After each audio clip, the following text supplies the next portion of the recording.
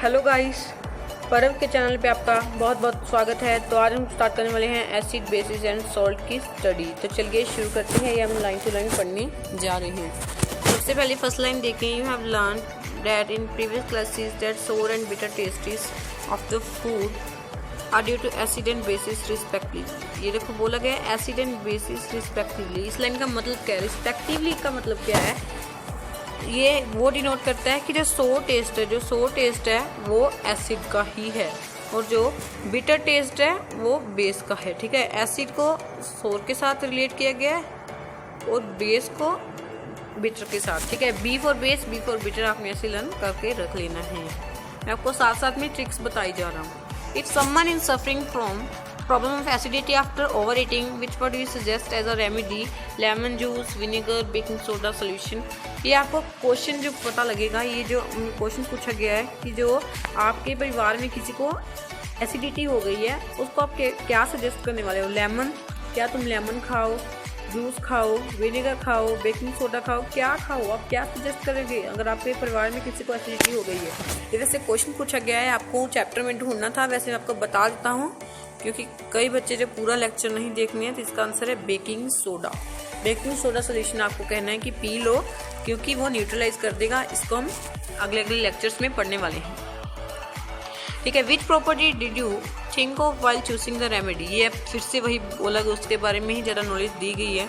Surely you must have your knowledge about the ability of acid and bases to nullify each other effect. Nullify का मतलब होता है neutralise, खत्म करना। Nullify का मतलब कैंसिल करना। इसका मतलब हम कैंसिल करना भी इससे ले सकते हैं। रिकॉल हाउ वी टेस्टेड सोर and bitter substance without testing them. ये कहते हैं कि याद करो अपनी पुरानी क्लासेस में आपने जो पढ़ा था कि हम कैसे किसी सोर सब्सटेंस या बिटर सब्सटेंस का टेस्ट कैसे उसका चेक करते थे कि एसिड या बेस है। आइए देखते हैं। अगर उन्होंने बोला you already know that acid and sour in test, ये हमने यहाँ से हमें उन्होंने बता दिया कि एसिड जो सोर है। फर्स्ट लाइन में इससे बताया गया है कि जो एसिड होते हैं वो सोर होते हैं। ठीक है, इसमें बताया गया है। और बेस जो है बिटर होते हैं। मैंने आपको ट्रिक भी बता रही है। And change the colour of blue litmus to red. Blue litmus को रेड में चेंज कर देते हैं। और बेस और bitter, B for base, B for bitter. फिर से आपने ऐसी ट्रिक अपने माइंड में रख लेनी है। And change the colour of red litmus to blue. आपने ये याद रखिए, ये दोनों लाइनें बहुत इंपॉर्टेंट है। Blue litmus to red and red litmus to blue, ये बहुत इंपॉर्टेंट। मैं आपको समझाता भी बाद में। ठीक है, लाइन टू लाइन पढ़ रहे हैं ना। Litmus is a natural indicator. कहते हैं लिटमस जो है एक नेचुरल इंडिकेटर है, लाइकेन प्लांट से लिया गया है। थैलोफाइटा इसमें पढ़ने वाले हैं ये वाले पैरे में। ठीक है, इसको हम डिस्कस करेंगे अभी। Is another indicator such indicator. Turmeric कहते हैं कि एक इंडिकेटर है। ठीक है, जो हमें बताता है कि कौन एसिड है, जो कौन बेस है। इंडिकेटर का मेनली मतलब क्या है कि जो हमें इंडिकेट करवाते हैं कि कोई सब्सटेंस हमारे सामने पड़ा है वो एसिड है या बेस है, इसको हमने पता करना है। ठीक है, turmeric is another such indicator. Have you notice that the stain of curry on the white cloth become reddish brown when soap is basic in nature is the scrubbed on it। कहते हैं कि ऐसे soap, यहाँ पे एक कपड़ा पड़ा हुआ है। ठीक है, एक कपड़ा है और उस पर हम बेस यानी साबुन को उसके ऊपर ऐसे ऐसे जो रब करेंगे। फॉर एग्जांपल ये कपड़ा है, उस पर साबुन रब करेंगे तो वो रेडिश ब्राउन कलर का हो जाएगा। रेडिश ब्राउन कलर शो करना शुरू कर देगा। वो क्यों होगा? क्योंकि जो सोप है वो बेस है, पूरा टर्मरिक लगा है वो करी किसकी है? इंडिकेटर है। वो हमें इंडिकेट करवा रहा है कि यहाँ पर बेस पड़ा हुआ है। ठीक है, यहाँ से एक एग्जांपल हो जाती है इंडिकेटर की। It turn yellow again when the cloth is wash. कहते हैं कि अगर हम बहुत सारे पानी से उसको दोबारा से धोएंगे तो क्या होगा? वो फिर से येलो ही हो जाएगा क्योंकि करी का जो टर्मरिक करी का जो कलर होगा वो येलो ही होगा। You can also use synthetic indicators such as methyl orange and phenolphthalein to check the indicate the substance test for acid and basis। ये कहते हैं कि आप मिथाइल ऑरेंज जो इंडिकेटर, सिंथेटिक इंडिकेटर, यहाँ से एक क्वेश्चन जो आस्क कर सकता है आपका टीचर कि नेम टू सिंथेटिक इंडिकेटर। वो क्या जगह? मिथाइल ऑरेंज और फिनोल्फथलीन। ठीक है, ये आपको लर्न कर लेना है।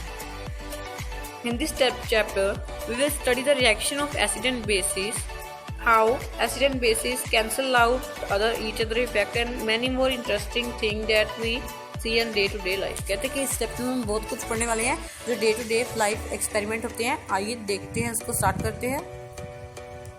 ये भी बहुत इंपॉर्टेंट है। More to know, do you know. आइए इसको भी स्टडी कर लेते हैं। Litmus solution is a purple dye. ये आपको बहुत इंपॉर्टेंट क्वेश्चन है, यहाँ से क्वेश्चन एक बन सकता है कि लिटमस कौन सा कलर का होता है, डाई कौन से कलर का होता है, ये आपको आ सकता है। ठीक है, पर्पल, ये आपको लर्न कर लेना है। ठीक है, पर्पल कलर का होता है लिटमस। आगे आप देखते हैं which is commonly extracted from lichen. ये मैंने आपको स्टार्टिंग में चैप्टर की बता दिया था कि लाइकन जो आने वाला है चैप्टर में, जब मैंने लिटमस की यहाँ पे बात की थी। ठीक है, आगे हम पढ़ते हैं प्लांट बिलोंगिंग टू, थोड़ा साइड कर दो इसको, हाँ पूरा भी सेट है। A plant belonging to the division Thallophyta, acid is commonly used as indicator। देखो इस लिटमस कहते हैं, इसमें मेन चीज़ ये बताई गई है कि लिटमस जो है पर्पल कलर का होता है। किस कलर का होता है? पर्पल कलर का होता है। और वह क्या करता है कि वो लाइकन प्लांट से लिया जाता है जो थैलोफाइटा से बिलोंग करता है। ये भी हमने आ सकता है आपको क्वेश्चन अगर आपने लिखना हो तो ये एक इंडिकेटर, ये भी आप लिख सकते हो। ठीक है, आगे when the litmus solution is neither acidic no basic the colour is purple. कहते हैं कि जब उस पर कोई इफेक्ट नहीं होता, जब इसको हमने स्ट्रिप में नहीं चेंज किया तो उसको नेचुरल कलर कौन सा होता है, न्यूट्रल कलर कौन सा होता है, उसका पर्पल होता है। There are many other natural solution material like red cabbage leaf. कहते हैं कि जो नेचुरल है, बहुत सारे ऐसे इंडिकेटर हैं जो नेचुरल है, जैसे red cabbage leaf, turmeric, coloured petal of some flower and such as hydrangea. ये कुछ प्लांट्स होते हैं, उनके जो पेटल्स होते हैं यानी जो कलरफुल होते हैं ना, वो क्या होते हैं, चेंज कर जाते हैं अगर एसिड के कंटेक्ट में आ गए हैं, बेस के कंटेक्ट में आ गए हैं। ऐसे आप अपनी पोजीशन चेंज कर लेते हैं यानी कलर चेंज कर लेते हैं, जैसे हाइड्रेंजिया करता है, प्रोटीनिया करता है, जर्मेनियम करता है, ऐसे जो कई प्लांट है, गेरेनियम। ठीक है, विच इंडिकेटर प्रेजेंस ऑफ एसिड और बेस इन द सोल्यूशन। इससे वही बात आ गई कि वो एसिड और बेस को इंडिकेटर है, मेनली यही है कि वो इंडिकेटर है जो कि इंडिकेट करवाते हैं कि जो सोल्यूशन हमारे सामने पड़ा है वो एसिड है या बेस है। ठीक है, आगे हम इनको देखें, ये भी आ सकता है name any 5 acid base indicator और समटाइम एसिड बेस इंडिकेटर कौन से है, मिथाइल ऑरेंज, यहाँ पे हमने डिस्कस किए ना, मिथाइल ऑरेंज, फिनोफ्थलीन। ठीक है, ये आपको आ सकता है, लिटमस भी आ सकता है उसके बीच में, ये सब प्लांट्स के भी आ सकते हैं, टर्मरिक की बात आए तो ये मिथाइल ऑरेंज। ठीक है, बहुत सारे इंडिकेटर ऐसे जो एसिड बेस इंडिकेटर। ठीक है, ये आपको पूरे अच्छे तरीके से प्रिपेयर होना होगा, मेंटली प्रिपेयर हो गए हो आप, तो फिर ये आपको ये पूरा टॉपिक समझ आएगा। नेक्स्ट क्वेश्चन यहाँ पे अराइज हो रहा है, क्वेश्चन की सीरीज हम बाद में बनाएंगे, सबसे पहले हम पूरा चैप्टर की रिवाइज कर लेते हैं, रिवीजन कर लेते हैं। तो चलिए आगे देखते हैं। Understanding the chemical properties of acid basis and acid and basis, simply acid and basis बोला गया। ठीक है, ये जो हमने एक्टिविटीज सबसे पहले स्टार्ट कर देते हैं, acid basis in the laboratory. कहते हैं कौन से एसिड लेबोरेटरी पे प्रेजेंट होने चाहिए, तो कैसे हम इसको टेस्ट करते हैं, आइए देखते हैं। इस पैरे में बहुत इंपॉर्टेंट बात बताई गई है, इस पैरे को आपको पूरा अच्छी तरीके से डिस्कस, एक तरह का आपको ध्यान लगाना पड़ेगा इस पैरे में, क्योंकि ये बहुत ज़्यादा इंपॉर्टेंट है। आइए देखते हैं, इसको स्टडी करते हैं। Collect the following sample from the science laboratory. Hydrochloric acid, ये भी आपने लर्न करना है, वेरी इंपॉर्टेंट है। ठीक है, ये सभी पैरा जो वेरी इंपॉर्टेंट है। Hydrochloric acid, sulphuric acid, nitric acid, इनके अपने फॉर्मूले लर्न करने हैं। एसिटिक एसिड, सोडियम हाइड्रोक्साइड, ऐसे सभी के फॉर्मूले जो जहाँ पर दिए बहुत इंपॉर्टेंट है। Magnesium hydroxide, calcium hydroxide, potassium hydroxide, ammonium hydroxide, NH4OH। ठीक है, ऐसे अपने सभी की ये पैरा पूरा लर्न कर लेना है, और अपने प्रेजेंस कैसे चेक करनी है वो भी मैं आपको बताने वाला हूँ, क्लियर कर दूंगा पूरा। यहाँ पे आपका टेबल बताया गया है, टेबल 2.1 सैंपल सोल्यूशन। अगर हम HCl लेंगे तो रेड लिटमस कौन सा हो जाएगा, ब्लू हो जाएगा, और ब्लू लिटमस जो HCl लिया है, रेड लिटमस रेड ही रहेगा। अगर यहाँ पे HCl पड़ा है ना, HCl जो रेड लिटमस है वो रेड ही रहेगा, और जो ब्लू लिटमस है वो रेड हो जाएगा, और जो फिनोफ्थलीन है एसिड के कांटेक्ट में आने पे कलरलेस रहता है, और जो मिथाइल ऑरेंज है माय एप्पल इज रेड। आपने मैंने ट्रिक बताई गई है, पुरानी वीडियो में मैंने बताई गई है। आप जो मेरी इंडिकेटर वाली वीडियो यहाँ पे तक देख लीजिए, पूरा डिटेल में बताया गया है। यहाँ से मैं ऊपर से ही बताने वाला हूँ, क्योंकि हमें पूरा चैप्टर लाइन टू लाइन ही पढ़ना है। अगर आपको पूरा इंडिकेटर की स्टडी करनी है तो आप मेरी उस वाली वीडियो पे जाकर देख सकते हैं कि कैसे मैंने पूरा अच्छे तरीके से डिटेल फॉर्म में समझाया गया है। ठीक है, वहाँ से आप जाकर अपनी सारी क्वेरीज डिस्कस कर सकते हैं, क्लियर कर सकते हैं। कमेंट बॉक्स में बताइए अगर आपको वहाँ पर भी नहीं समझ आता है, मैं आपको एक और सीरीज बता दूंगा जिसमें मैं ये भी बताऊंगा कि इंडिकेटर कैसे रिएक्ट करते हैं। आगे बात आ जाती है, this indicator tell us whether a substance is acid or basic by change in colour, there are some substances or change in acidic and basic media. ये बहुत इंपॉर्टेंट है। और फैक्ट्री इंडिकेटर की बात की गई है, और फैक्ट्री इंडिकेटर वो होते हैं जो स्मेल से रिलेटेड होते हैं, स्मेल। जो स्मेल से रिलेटेड होते हैं उसको हम क्या कहते हैं, ओल्फैक्टरी इंडिकेटर, जैसे कि olive oil, OLIVE, olive oil हो गया। और क्या हो सकता है, अनियन, वनीला एसेंस, ऐसे बहुत सारे जो ओल्फैक्टरी इंडिकेटर जो अपनी स्मेल चेंज कर लेते हैं। अगर वो एसिड के कांटेक्ट में आ जाते हैं, एसिड में उसको कोई फर्क नहीं पड़ेगा, एसिड में आ गए उसको कुछ नहीं होगा। अगर बेस में आ गए हैं तो उसकी स्मेल जो है चेंज हो जाएगी, उसकी स्मेल पुराने जैसी नहीं रहेगी। आगे हम नेक्स्ट पेज की तरफ चलते हैं।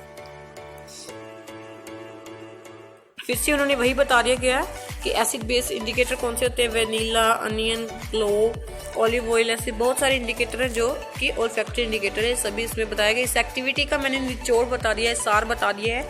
इस एक्टिविटी में बताया क्या गया है, इस एक्टिविटी में ही बताया गया है कि उसकी स्मेल चेक करनी है आपने। उसकी आपने अगर इसको रिजल्ट बोले कि रिजल्ट लिखते इसका, तो आपने लिखना है एसिड में इसकी स्मेल बिल्कुल चेंज नहीं होती है और बेस में इसकी स्मेल बिल्कुल चेंज हो जाती है। आगे हम देखते हैं how do acid and basis react. आइए इसको एक्टिविटी को भी इसको डिस्कस कर लेते हैं, क्योंकि हमें रिएक्शन भी तभी आएंगे अगर हम ये डिस्कस पूरा अच्छी तरीके से करेंगे। एक्टिविटी 2.3 क्वेश्चन दिस एक्टिविटी, ये आपको नहीं करना है क्योंकि आपको स्कूल की टीचर करवा देगी। वैसे हम एक्टिविटी देख के देख लेते हैं क्या होता है।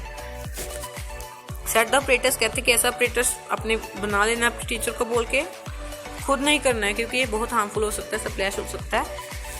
Take about 5 ml of sulphuric acid, sulphuric acid जो बहुत हार्मफुल है इसलिए नहीं करना है क्योंकि सल्फ्यूरिक एसिड में मात्रा प्रेजेंट है। And add a few pieces of zinc granule, sulphuric acid लेना है H2SO4, उसमें Zn डाल देना है, तो देखना है क्या होता है ये देखते हैं।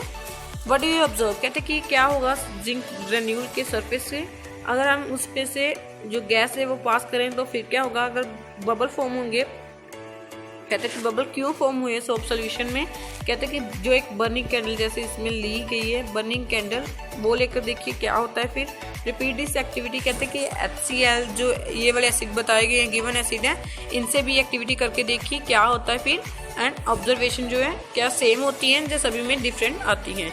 ठीक है, ये आपको ऑब्जर्व करना, ठीक है। करना क्या है, ऐसा अपने ऑपरेटर्स बना लेना है। अपना ऑपरेटर्स बनाकर करना क्या है कि ये हमने H2SO4 ले लेना है, एक H2SO4 Zn ग्रेन्यूल्स यहाँ पे ले लेने हैं। और फिर क्या करना है कि जो गैस हमने पास करवानी है, बबल्स फॉर्म होंगे और क्या करना है, बर्निंग कैंडल से क्या होगा, पॉप साउंड आने लगेगी जो कि हाइड्रोजन की प्रेजेंस को बताती है कि हाइड्रोजन यहाँ पे प्रेजेंट है।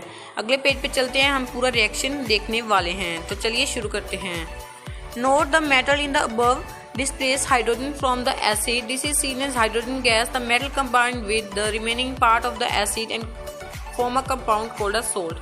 कहते हैं जो एसिड है, मेटल जो एक मेटल और एसिड जब आपस में जो रिएक्शन करेंगे तो एक सॉल्ट फॉर्म हो जाएगा। Thus the reaction of the metal with an acid will be summarized. कहते हैं कि अगर स्केलेटन रिएक्शन हम इसका लिखेंगे कैसे एक होता है, एग्जाम्पल के बिना भी हम इसको समराइज कैसे कर सकते हैं, acid plus metal and salt plus hydrogen form हो जाएगा। ठीक है, इसका रिएक्शन भी आपको कर लेना है। Zn प्लस H2SO4 और क्या साथ में लिखना है, Zn plus H2SO4 ZnSO4 plus H2 जो फॉर्म हो जाएगी। मैंने आपको एग्जाम्पल भी ऐसे ओरली बता दी है।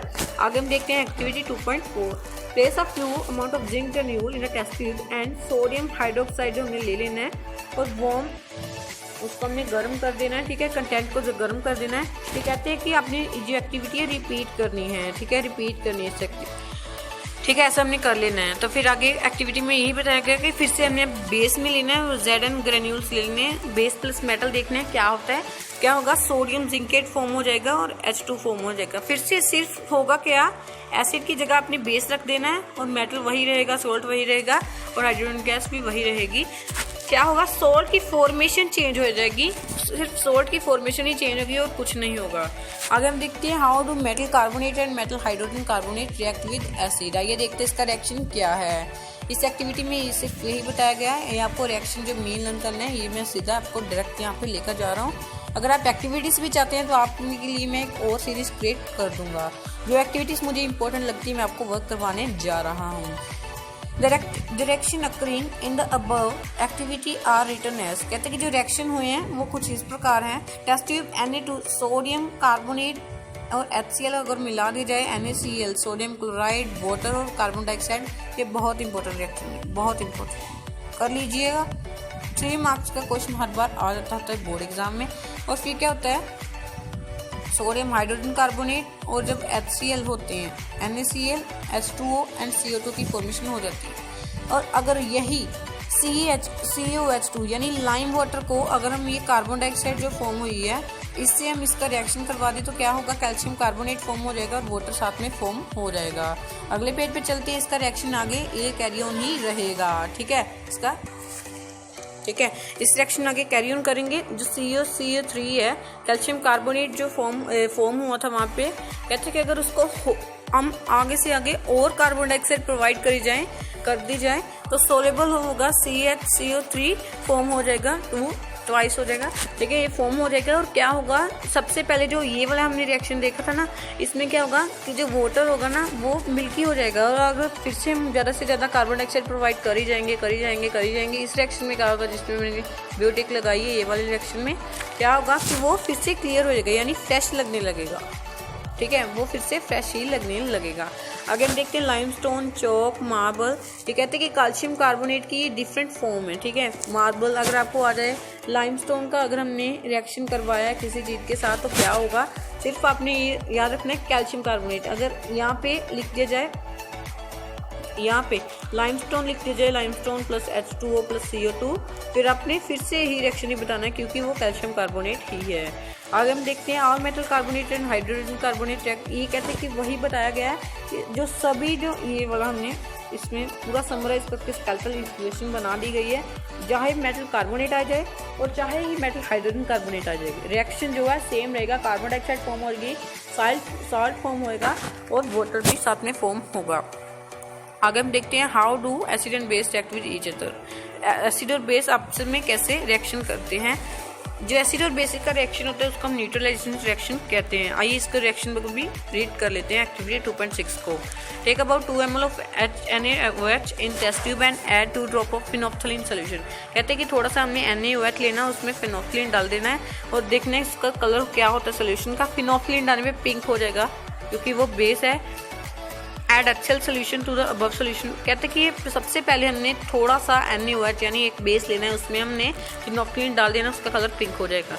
और अगर हम उसमें एसिड डालेंगे तो उसका कलर कलरलेस हो जाएगा, न्यूट्रल हो जाएगा, क्योंकि एसिड जो है बेस को न्यूट्रलाइज कर रहा है, अपना जो रोब है जमा रहा है, अपना जो अपनी ताकत शो कर रहा है उसको। ऐसे ही कहते हैं न्यूट्रलाइजेशन रिएक्शन होता है। जो एसिड और बेस रिएक्ट करते हैं तो salt, common salt, neutral salt form हो जाता है, साथ में वाटर भी फॉर्म हो जाता है। इस रिएक्शन को क्या कहते हैं, neutralization reaction between acid and base. ऐसे आप एक एग्जाम्पल भी लिख सकते हैं। और स्केलेटल इक्वेशन, इसको हम कहते हैं स्केलेटल इक्वेशन। ठीक है, इसमें हमने एग्जाम्पल नहीं बताई होती पर पूरा डिटेल में बताया होता है कि कैसे क्या होता है और रिएक्शन क्या होता है, फॉर्मेशन क्या होती है। अगर हम रिएक्शन देखते हैं मेटल ऑक्साइड का एसिड के साथ, you will notice that the color of solution become blue green and the copper oxide dissolve the blue green। ये एक्टिविटी का इसमें बताया गया है कि क्या होता है। सबसे पहले मैं आपको बता दूं, जो मेटल ऑक्साइड होते हैं ना वो मेनली होते क्या है, मेटल ऑक्साइड जो होते हैं बेस होते हैं। ठीक है, देखो फिर से वही फॉर्मेशन आ गई है। अगर हम यहाँ पे बेस प्लस एसिड लेते हैं तो भी साल्ट प्लस वाटर फॉर्म होता है। अगर मेटल ऑक्साइड प्लस एसिड ले रहे हैं वो सॉल्ट और वाटर भी फॉर्म हो रहते हैं। ये भी क्वेश्चन आ सकता है why metal oxide are known as bases, क्योंकि वो रिएक्शन सेम ही होता है, रिएक्शन में जो प्रोडक्ट फॉर्म होते हैं बिल्कुल सेम होते हैं।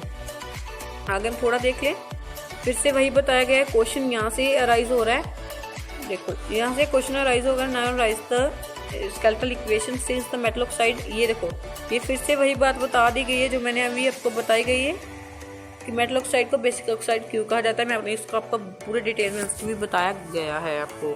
आगे हम देखते हैं reaction of non metal oxide with base. ये फिर से वही रिएक्शन हो जाएगा। नॉन मेटल ऑक्साइड को हम क्या कहते हैं, एसिडिक ऑक्साइड कहते हैं। फिर से वही रिएक्शन हो जाएगा, acid plus base is form salt plus water. ये हमने कहते हैं कि रिएक्शन आपने देखा ही होगा, ये आपको पूरा तरीके से एक बार स्टडी कर लेना है। आगे उसमें बताया गया है कि हर एसिड और बेस में क्या कॉमन होता है। मैं आपको ऐसे ओरली पहले बता देता हूँ। हर एसिड में क्या होता है, H प्लस आयन जो है रिलीज होता है, यही इसमें कॉमन होता है। और हर एक बेस में OH माइनस आयन जो है रिलीज होता है, यही इसमें कॉमन होता है। आइए देखते हैं। Section 2.1 we have seen that acid have similar chemical properties. What lead to the similarities in property? We saw in activity 2.3 that all acids generate hydrogen gas on reacting with metal, so hydrogen atoms seem to be common to all acids. ये देखो H plus ion और hydrogen release होगी तो ही H plus ion form हो गए, इसलिए इसके H plus H2 gas भी आप लिख सकते हो। मेनली आपको क्या लिखना है, H प्लस आयन ही लिखना है। आगे उन्होंने बोला है कि हम एक एक्टिविटी परफॉर्म करेंगे, उसके हम दोबारा देखेंगे कि क्या कॉमन निकलता है। कहते कि हमने ग्लूकोज का सोल्यूशन लेना है, अल्कोहल का, हाइड्रोक्लोरिक एसिड, सल्फ्यूरिक का सोल्यूशन ले लेना है, उसको हमने एक टर्मिनल बैटरी के कनेक्ट करना है। आपने देखना कि इस एक्टिविटी में आपने ऑब्जर्व क्या करना है, आइए मैं आपको बताने जा रहा हूँ। सबसे पहले मैं आपको बता दूं कि जो आप इस एक्टिविटी में ऑब्जर्व करने वाले हैं, ये करने वाले हैं कि जो ग्लूकोज है और अल्कोहल है वो एक्टिविटी जो वो इलेक्ट्रिसिटी नहीं कंडक्ट करने वाला है, क्योंकि वो H+ आयन नहीं रिलीज करने वाला है। H+ आयन या H+ आयन या H3O पॉजिटिव आयन जो रिलीज नहीं करने वाला है, ये one of the same thing है, ठीक है। वो नहीं करने वाला तो इलेक्ट्रिसिटी नहीं कंडक्ट होगी। जो H+ आयन रिलीज करेगा वही इलेक्ट्रिसिटी कंडक्ट करने वाला है। और हाइड्रोक्लोरिक एसिड और सल्फ्यूरिक एसिड जो है इलेक्ट्रिसिटी कंडक्ट कर लेंगे और क्या होगा, H+ आयन भी रिलीज हो जाएंगे। ये देखो इस पैर में यही बताया गया है। 3 मार्क्स का क्वेश्चन आ जाता है, तो बोर्ड में 3 मार्क्स का क्वेश्चन इसका पक्का है। रीजनिंग क्वेश्चन केमिस्ट्री में से आ जाता होता है, इस चैप्टर में से, ठीक है। आपको अच्छे तरीके से इसको प्रिपेयर कर लेना है। आइए इस पैरे को भी हम रीड कर लेते हैं। The bulb will start glowing in the case of acid shown in figure 2.3। जो हमने पहले एक्टिविटी से साथ ही डायग्राम बनी थी वहाँ पर देख सकते हैं आप भी। कहते हैं कि इसमें बताया गया है कि अल्कोहल और ग्लूकोज सोल्यूशन जो है जो इलेक्ट्रिसिटी कंडक्ट नहीं करेंगे। इसका क्या मतलब है, H+ आयन इसमें नहीं रिलीज हो रहा है, चाहे उसमें H है, चाहे ही कोई प्रोडक्ट है उसमें हाइड्रोजन है, पर जरूरी नहीं है कि वो H+ आयन रिलीज करेगा या नहीं करेगा, उस पर डिपेंड है, ठीक है। आगे हम देखते हैं, since the cation present in the H is H+, this suggests acid produce hydrogen ion in the solution which are responsible for the acidic property। फिर से वही बात मैंने आपको ये बात समरी में ही बता दी थी, ठीक है। फिर से वही बात रिपीट करके बताई गई है। और वहीं जो मैंने आपको बताया गया था कि बेसिस में क्या कॉमन होता है, OH नेगेटिव आयन, ठीक है। OH नेगेटिव आयन जो कॉमन होते हैं, किस में होते हैं, बेस में। आगे हम देखते वाले हैं, What happened to the acid और base in the water solution। कहते हैं कि एसिड और बेस को क्या होता है जब उसको हम वाटर सोल्यूशन में डालते हैं। आइए देखते हैं, इसको भी स्टडी कर लेते हैं। एक्टिविटी 2.9 में कहते हैं, हमने आपने पढ़ा है कि NaCl को हमने 1 ग्राम सॉलिड NaCl को क्लीन ड्राई टेस्ट ट्यूब में डाल देना है और हम थोड़ा सा सल्फ्यूरिक एसिड भी हमने डाल देना है। और अब कहते हैं कि क्या आप ऑब्जर्व करने वाले हैं, कौन सी गैस निकलने वाली है, ब्लू लिटमस से इसका क्या इफेक्ट पड़ेगा, ये आपने पूरा अच्छे तरीके से करना है। सबसे पहले मैं आपको एक और बात बता दूं कि जो ड्राई होता है, ड्राई पे कभी भी ये शो नहीं करता है कि वो कोई सोल्यूशन एसिडिक है या नहीं है। अगर उसमें वाटर थोड़ा सा प्रेजेंट होगा तो ही जो H3O पॉजिटिव आयन जो है बनेंगे, तो ही जो क्या होगा वो शो करेगा कि एसिडिक है या नहीं। ड्राई HCl गैस जो है कुछ नहीं शो करेगी, क्योंकि उसमें वाटर है ही नहीं। और जो HCl सोल्यूशन है, सोल्यूशन का मतलब उसमें वाटर ऐड है, और वो क्या करेगा, अगर वो एसिडिक गैस निकल रही है तो वो उसको बेस एसिडिक गैस निकल रही है और ब्लू लिटमस को क्या कर देगा, ब्लू कर देगा।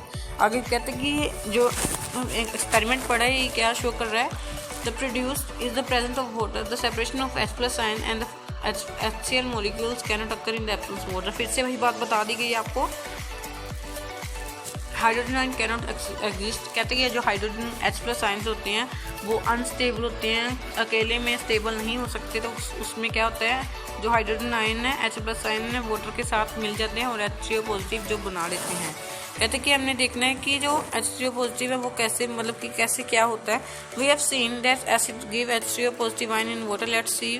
बट हम कहते कि हमने देखा है कि एसिड जो H+ आयन यूज करते हैं, मान लिया कि एसिड करते हैं, तो बेस क्या करते हैं। फिर मैंने आपको पहले भी बता दिया है, OH- जो है बेस के द्वारा ही तो रिलीज होता है। यही इसमें बता दिया कि NaOH और वाटर के प्रेजेंस में आके Na+OH- आयन्स रिलीज हो जाते हैं। आगे हम देखते हैं, नेक्स्ट पेज पे चलते हैं।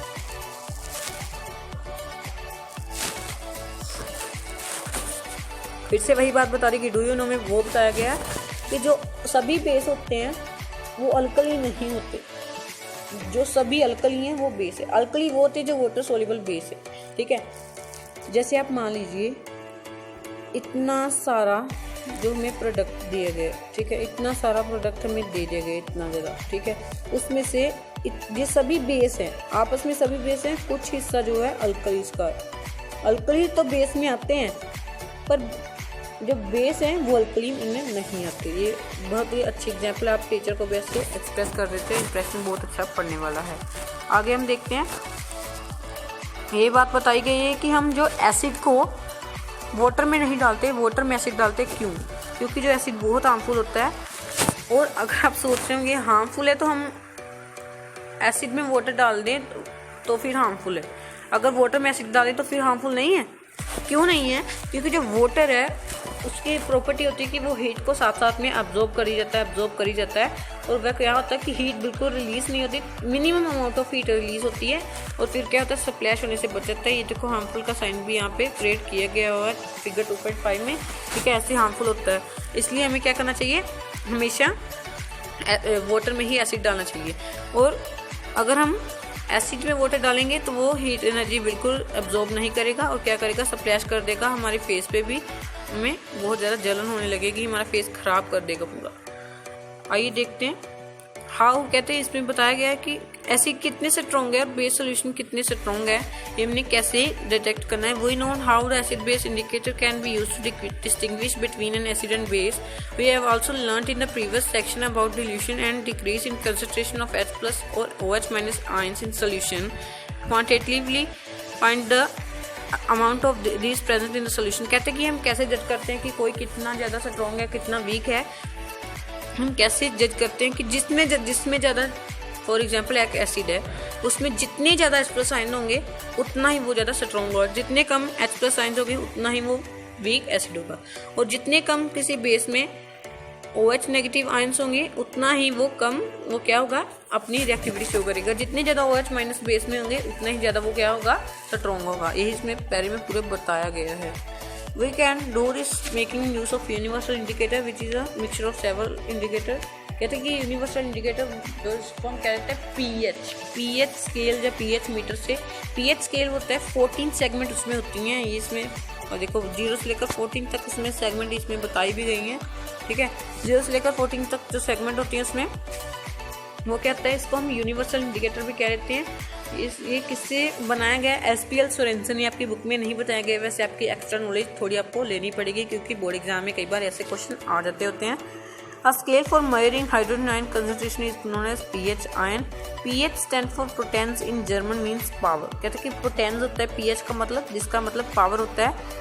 और 0 से लेकर जो 7 तक होते हैं वो एसिड होते हैं, जो 7 होता है वो न्यूट्रल होता है, और 7 से लेकर 14 तक जो होते हैं बेस होते हैं। जो 0 होता है वो स्ट्रॉन्ग बेस होता है, जो 14 होता है वो जो 0 होता है वो स्ट्रॉन्ग एसिड होता है, और जो 14 होता है वो स्ट्रॉन्ग बेस होता है। जो 7 होता है वो न्यूट्रल होता है, जो 6 होता है वो क्या होता है, वीक एसिड होता है, जो 8 होता है वो क्या होता है, वीक बेस होता है। ऐसे हमने पूरा चार्ट ये पढ़ लेना है। जो यहाँ पर आएंगे वो वीक होंगे, ये दोनों साइड, ये वीक बेस हो जाएगा, एक वीक एसिड हो जाएगा, और जो 0 है वो स्ट्रॉन्ग हो जाएगा एसिड, और जो 14 है वो स्ट्रॉन्ग बेस हो जाएगा। नेक्स्ट पेज की तरफ चलें। और आपको करना क्या है, सिंपल एक बात करनी है आपको, ये वाले जो गैस्ट्रिक क्यूज से दिए गए हैं, जो पीएच की ये शो किया गया है, डिब्बे कलर में ये शो किया गया है, जो आपको करना क्या है, आपको ये लर्न कर लेना है। गैस्ट्रिक डिसीज की value, lemon juice, pure water, milk of magnesia, sodium hydroxide, ये आपको सभी लर्न कर लेना है। इसके अलावा आपको ये चार्ट पढ़ने की ज़रूरत नहीं है, ठीक है। ये आपको लर्न कर लेना सभी। वैसे strength of acid and basis depend on number, ये हमने पहले ही बता दिया कि जिसमें ज़्यादा H+ आयन होगी उतना ही ज़्यादा वो तेज या स्ट्रॉन्ग जो एसिड होगा, जितने ज़्यादा OH- आयन होगा उतना ही वो स्ट्रॉन्ग क्या होगा, बेस होगा। आइए देखते हैं importance of pH in everyday life. PH की इंपॉर्टेंस क्या है हमारी रोज़ाना लाइफ में। कहते हैं कि पीएच जो है बहुत इंपॉर्टेंट रोल अदा करते हैं हमारी रोज़ की लाइफ में। कैसे रोल प्ले करते हैं, आइए इसको भी स्टडी हम कर लेते हैं। All plant and animal pH sensitive. Our body work in the range of 7.0 to 7.8. Living organism can survive only in the narrow range of pH change. When pH of rainwater in less than 5.6 it is known as acid rain, which flow into a river. It low the pH of the river, the survival of aquatic animal in the river become difficult. क्या इसमें ये बताया गया है कि जो कई बार acid rain आ जाती है, हमारी बॉडी जो है सहन कर सकती है 7.7 से लेकर 7.8 तक जो हमारी बॉडी पीएच सहन कर सकती है, पर कई बार उससे ज़्यादा हो जाता है तो फिर क्या होता है कि हमारी बॉडी सहन नहीं कर सकती जो एसिड रेन आती है। फॉर एग्जांपल हमारी बॉडी तो इतना इफेक्ट नहीं करती, जो एक्वेटिक एनिमल है उस पर इफेक्ट कर जाती है, तो फिर क्या होता है कि उनकी लाइफ जो है हार्मफुल हो जाती है, या हार्मफुल कह सकते हैं कि वो सर्वाइव नहीं कर पाते हैं, उनकी डेथ हो जाती है। इसलिए कई एनिमल्स जो है डिस्टिंक्ट हो जाते हैं।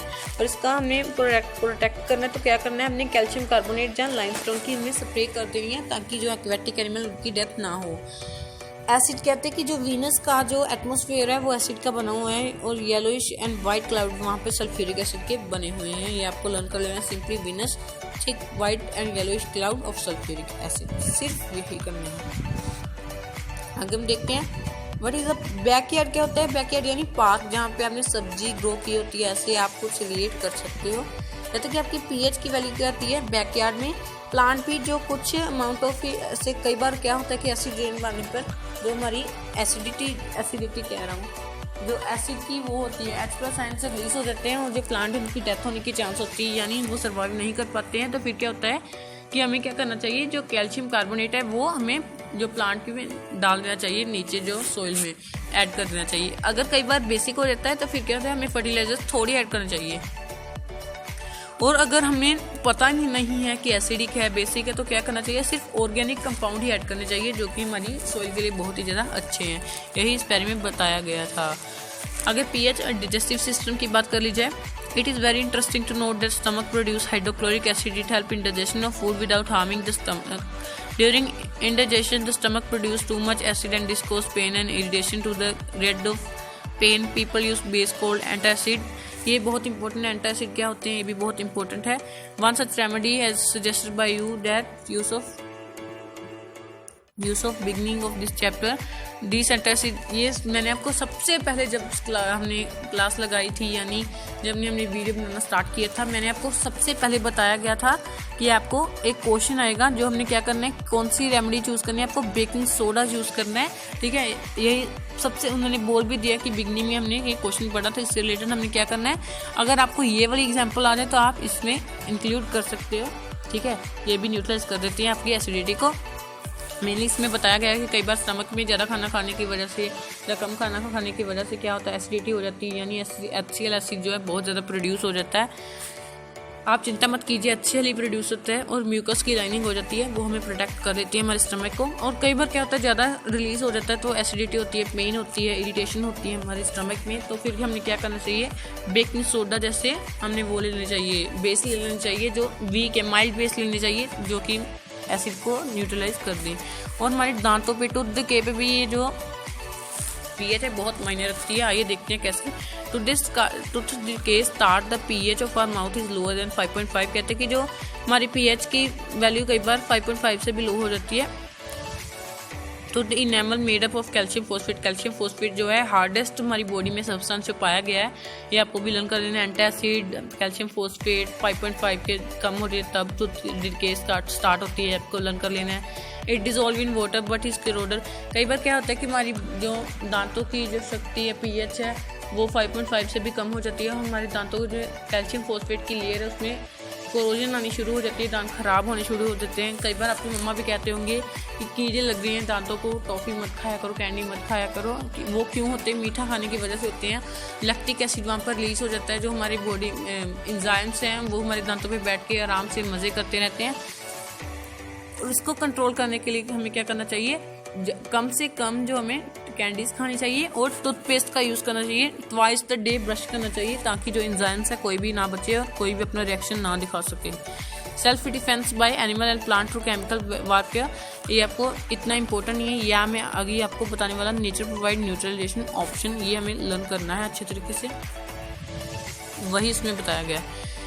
Needle is a herbaceous plant which grows wild. Its leaves have stinging hair, painful sting when touched accidentally. कहते हैं कि ये नीडल जो है herbaceous प्लांट है, ये क्या करते हैं, इसमें हेयर्स होते हैं, स्टिंगिंग नीडल लाइक स्ट्रक्चर्स होते हैं, जो अगर हमारी बॉडी पे ऐसे जरा सा भी इसको टचिंग आ जाए तो क्या करते हैं, पेन स्टार्ट कर देते हैं, बहुत दर्द होती है, पेन होती है बहुत ज़्यादा। जो क्यों होती है, क्योंकि मिथानोइक एसिड जो है वो इंजेक्ट कर देते हैं। और कहते हैं कि कुदरत ने ऐसा कमाल नज़ारा दिखाया है कि उसके बाद में उसके पीछे या आसपास क्या होता है कि डॉग प्लांट होता है जो उसको न्यूट्रलाइज या नलीफाई कर देता है। कि क्या होता है, फिर उसका जो पूरा जो रिएक्शन होता है वो ख़त्म कर देता है। ठीक है, क्योंकि देखो अपनी कुदरत ने कैसा कमाल किया है। विनेगर में आपने लर्न कर लेना है। पूरा चार्ट बहुत इंपॉर्टेंट है, पूरा चार्ट आपने रट लेना है एक हिसाब से, आपको बाद में भूलना नहीं कभी चाहिए ज़िंदगी में। विनेगर जो है उसमें एसिडिक एसिड है, ऑरेंज जो है सिट्रिक एसिड उसमें पाया जाता है, टैमरिन जो tartaric acid, tomato oxalic acid, सोर मिल्क लैक्टिक एसिड, और जो लेमन है उसमें सिट्रिक एसिड, ये भी आपको लर्न कर लेना है। 8 मिथानोइक एसिड और नीडरस्लिंग भी मिथानोइक एसिड आपको ऐसे लर्न कर लेना है, रिलेट कर लेना है किसी न किसी चीज़ से, आपको पूरे अच्छे तरीके से लर्न हो जाएगा। आगे हम देखते हैं सोल्ट्स के बारे में। एक्टिविटी आपने खुद कर लेनी है। ये आप देखते हैं स्ट्रॉन्ग एसिड और स्ट्रॉन्ग बेस जब होता है न्यूट्रल सॉल्ट फॉर्म होता है। जब स्ट्रॉन्ग एसिड और स्ट्रॉन्ग बेस होता है न्यूट्रल, और स्ट्रॉन्ग एसिड और वीक बेस होता है तो स्ट्रॉन्ग जो है वही फॉर्म होगा, एसिडिक सॉल्ट फॉर्म हो जाएगा। अगर स्ट्रॉन्ग बेस है और वीक एसिड है वो फिर क्या होगा बेसिक सॉल्ट फॉर्म हो जाएगा। आगे हम देखते हैं केमिकल फ्रॉम कॉमन सॉल्ट। कौन कौन से केमिकल है जो हमें कॉमन सॉल्ट से मिलते हैं। Now we learned that the salt formed by the combination of hydrochloric acid and sodium hydroxide solution is known as sodium chloride। कहते हैं कि जो NaCl और NaOH और HCl से सोल्यूशन फॉर्म होता है उसको हम सोडियम क्लोराइड कह देते हैं। इसको न्यूट्रल सॉल्ट भी कहते हैं। कहते हैं कि सी वाटर है उसमें बहुत सारा सॉल्ट प्रेजेंट है ऐसा, और ये क्या करता है कि हमें इसको सेपरेट करना पड़ता है, बहुत मुश्किल से इसको सेपरेट करना पड़ता है।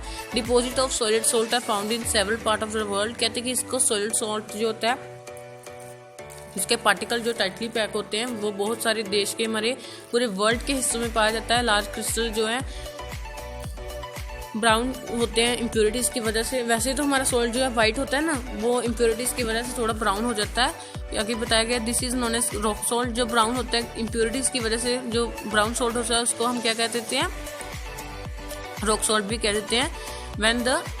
when seas of bygone ages dried up, कहते हैं कि जो बहुत पुराने सालों के जो हमारे सीज होते हैं वो क्या होते हैं कि जो ड्राइड सूख जाते हैं तो फिर क्या होता है रॉक सॉल्ट फॉर्म हो जाता है। माइन लाइक कोल की तरह हम उसको निकालते हैं बाद में, ठीक है। फिर आगे कॉमन सॉल्ट के बारे में बताया गया है। Common salt does obtain is an important raw material for. इसमें बताया गया कि जो कॉमन सॉल्ट है NaCl वो किस काम में आता है। NaOH बनाने के काम आता है, baking soda, washing soda, bleaching powder और मैनी बहुत सारे जो काम में आता है। फिर से ये बताया गया NaOH के क्या फंक्शन है। कहते हैं कि इलेक्ट्रिसिटी जब हम पास करें ब्राइन सोल्यूशन से जो कि NaCl और H2O से बना होता है, फिर क्या होता है NaOH की फॉर्मेशन हो जाती है। इसको क्लोरल-अल्कली प्रोसेस कहते हैं। क्यों कहते हैं, क्योंकि इसमें क्लोरीन फॉर्म होता है और अल्कली एक बेस फॉर्म हो जाता है जिसको हम सोडियम हाइड्रोक्साइड कहते हैं। ऐसे आगे इसमें इसका फॉर्मूला बताया गया है NaCl plus H2O give NaOH plus Cl2 plus H2, ठीक है। बहुत इंपॉर्टेंट है, बहुत इंपॉर्टेंट ये वाला फॉर्मूला जो बताया गया ना NaCl, बहुत इंपॉर्टेंट है ये फॉर्मूला। आपको अच्छी तरीके से एक बार आपने रट लिया ना तो बाद में कभी नहीं भूलेगा। आगे बताया गया क्लोरीन गैस जो एनोड पे फॉर्म होगी और हाइड्रोजन गैस कैथोड पे फॉर्म होगी। जो क्लोरीन गैस है आपको ऐसे लर्न कर लेना है, रिडक्शन होगी, ऑक्सीडेशन होगी। ये पूरा अपने चार्ट अच्छे तरीके से मैंने एक वीडियो बनाई गई है, आप वहाँ पर भी जाकर देख सकते हैं। वैसे मैं यहाँ पर भी एक डिटेल में बताने ही वाला हूँ, आपको बुक से हिसाब से एक मेनली कर लेना है, ठीक है। क्लोरीन गैस जो है एनोड पे फॉर्म होगी, हाइड्रोजन गैस कैथोड पे फॉर्म हो जाएगी, ठीक है।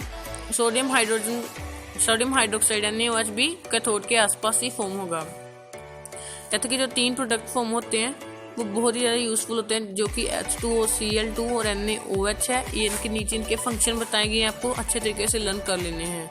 आगे हम ब्लीचिंग पाउडर की बात करें तो ब्लीचिंग पाउडर क्या हम कहते हैं, CaOCl2 हम उसको कह देते हैं। You have already come to know that chlorine, ये कहते हैं कि आपने पहले भी पढ़ा हुआ है, ये क्लोरीन है फॉर्म होती है ब्राइन सोल्यूशन से। अगर हम उसको डालें, इलेक्ट्रोलाइसिस करें, वो जो वह क्लोरीन है ब्लीचिंग पाउडर की फॉर्मेशन में हेल्प करती है। COOH2 प्लस Cl2 जो क्लोरीन फॉर्म हुई थी और जो कैल्शियम हाइड्रोक्साइड जो फॉर्म हुआ था उसको हम मिला दे तो CaOCl2 प्लस वाटर फॉर्म हो जाएगा, यानी bleaching powder plus water form हो जाएगा। ब्लीचिंग पाउडर के आगे फंक्शन बताए गए, आपको पूरे अच्छे तरीके से लर्न कर लेने हैं।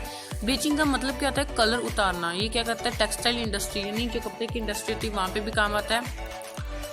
जो वुड की पल्प है, पेपर की फैक्ट्री, जो पेपर यहाँ पर बनते हैं वहाँ पर भी काम आता है, और लॉन्ड्रीज में भी काम आता है जहाँ पर कपड़े धुलते हैं। कहते हैं कि ऑक्सीडाइजिंग एजेंट है, और जो वाटर को मतलब कि जो उसमें कीटाणु आते हैं, हार्मफुल इन्फेक्टिंग जो कीटाणु आ जाते हैं उसको भी ये नलीफाई कर देता है उनका रिएक्शन।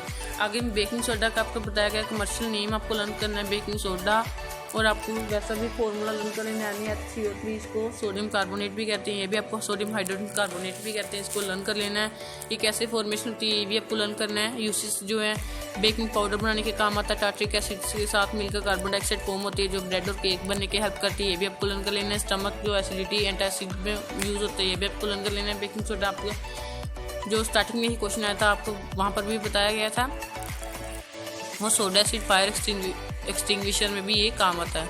आगे वॉशिंग सोडा की बात की जाए तो इसका कमर्शियल फार्मूला है Na2CO3.12H2O, इसको वॉशिंग सोडा भी कहते हैं, और sodium carbonate .12H2 with some water crystallization is known as washing soda. इसका आपकी फॉर्मेशन लर्न करनी है। कहते कि 10H2 ये क्या हमें बताता है कि है क्या, वाटर ऑफ क्रिस्टलाइजेशन है ये हमें बताता है। मैंने आपको आंसर ऐसे ही बता दिया गया है।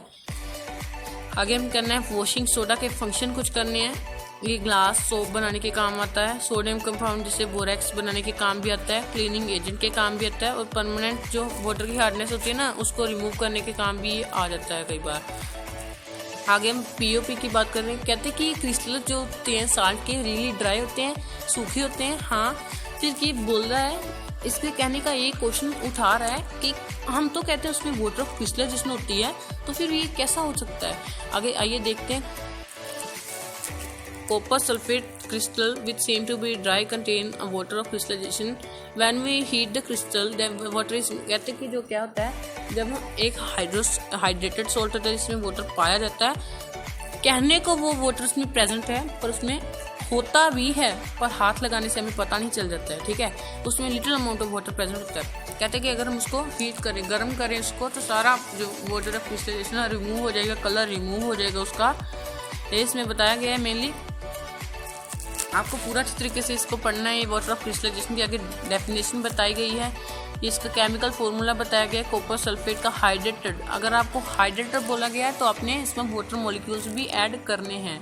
ठीक है, ये देखो वॉशिंग सोडा का भी आ गया ना, ये बताया गया पहले भी इसमें बताया गया कि रियली ड्राई होते हैं। ये प्लास्टर ऑफ पेरिस इसको हम POP भी कह देते हैं। इसका फॉर्मूला क्या है, CaSO4.12H2O। कहते हैं कि अगर हम जिप्सम को 373 के पे जो हमने टेम्परेचर बताया गया इस पर हमने हीट करें इसको, तो कैल्शियम सल्फेट हेमीहाइड्रेट फॉर्म हो जाता है। यही इसमें मैंने बताया गया। कहते कि जो note that only half molecule is shown to be attached at water of crystallization, how can you get a half of water molecule? It is written in this form because two formula unit CaSO4 shared one mole। इसमें बताया गया पूरे तरीके से। कहते हैं कि कहने को ये हाफ है पर ये हाफ है नहीं, आप कैसे बना सकते हैं किसी वाटर मॉलिक्यूल को हाफ। कहते हैं कि 2 फॉर्मूले आपस में जुड़े हुए हैं इसलिए हमने ऐसा किया गया है।